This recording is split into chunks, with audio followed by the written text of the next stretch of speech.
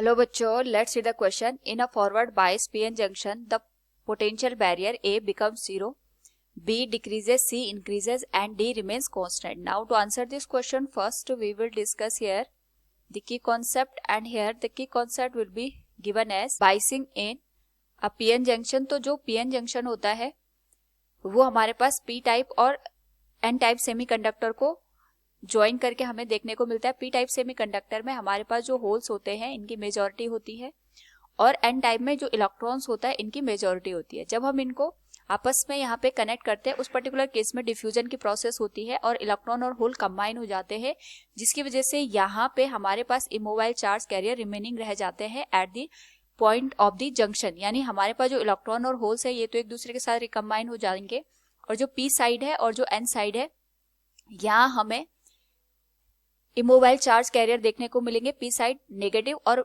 यहाँ पे n side positive immobile charge carrier remaining रह जाते हैं, जिसकी वजह से यहाँ पे जो फर्दर रिकॉम्बिनेशन की प्रोसेस है वो नहीं हो पाती है। यानी यहाँ पे हमारे पास इलेक्ट्रिक फील्ड जनरेट हो गया या हम कह सकते हैं पोटेंशियल जनरेट हो गया, जिसकी वजह से जो फर्दर रिकॉम्बिनेशन की प्रोसेस है वो नहीं अकर हो पाती है। और यहाँ पे फर्दर रिकॉम्बिनेशन के लिए हम बाहर से एक्सटर्नल फोर्स लगाते हैं जिसको हम बाइसिंग का नाम देते हैं। क्वेश्चन के अकॉर्डिंग हमसे पूछा गया कि जब हम फॉरवर्ड बाइसिंग देते हैं पीएन जंक्शन को, तो जैसे हमने यहाँ पे डिस्कस किया था, पीएन जंक्शन में हमारे पास एक साइड पी टाइप सेमीकंडक्टर होते हैं, दूसरी साइड एन साइड में इलेक्ट्रॉन हमारे पास यहाँ पे मेजॉरिटी चार्ज कैरियर्स होते हैं।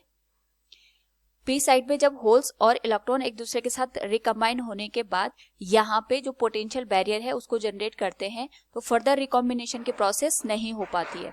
तो यहाँ पे फर्दर रिकॉम्बिनेशन करने के लिए हम फॉरवर्ड बाइसिंग प्रोवाइड करते हैं। इसमें पी साइड को पॉजिटिव टर्मिनल के साथ और एन साइड को यहाँ पे नेगेटिव टर्मिनल के साथ कनेक्ट करते हैं, या पी साइड को हायर पोटेंशियल के साथ और एन साइड को यहाँ पे लोअर पोटेंशियल के साथ कनेक्ट करते हैं, जिसकी वजह से जो होल्स और इलेक्ट्रॉन्स है इन पे फोर्स लगता है और ये यहाँ पे जो हमारे पास पोटेंशियल बैरियर है उससे ज्यादा अमाउंट का हम यहाँ पे एक्सटर्नल बैटरी प्रोवाइड करेंगे, जिसकी वजह से ये दोनों में रिकॉम्बिनेशन यहाँ पे पॉसिबल हो पाता है। अब यहाँ पे जब हम एक्सटर्नल फोर्स अप्लाई कर रहे हैं या एक्सटर्नल बैटरी अप्लाई करते हैं, उसकी वजह से हमारे पास यहाँ पे जो पोटेंशियल बैरियर है इसकी जो थिकनेस है ये यहाँ पे कम हो जाती है।